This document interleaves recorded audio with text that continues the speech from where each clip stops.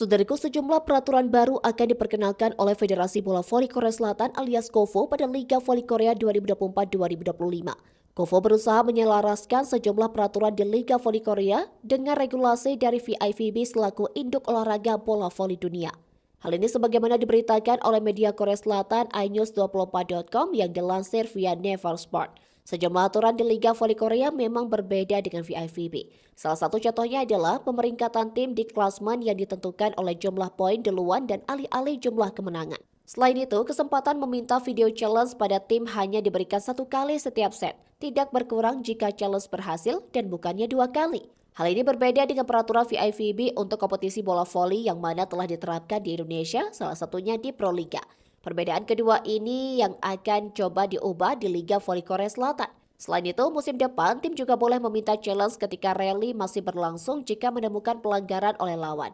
Sebelumnya, challenge baru bisa diminta setelah rally selesai.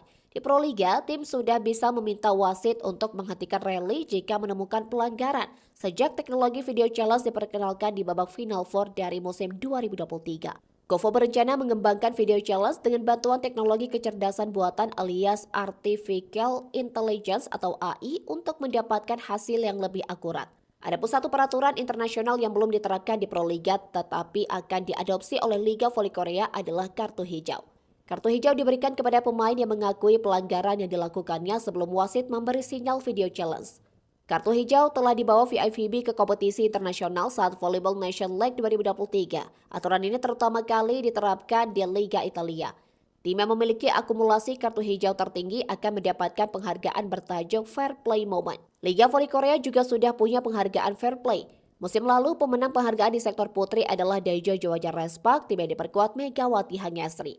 Aturan-aturan baru ini akan diuji coba pada KOVO Cup 2024 dan akan ditinjau kembali sebelum diterapkan di Liga Voli Korea 2024-2025.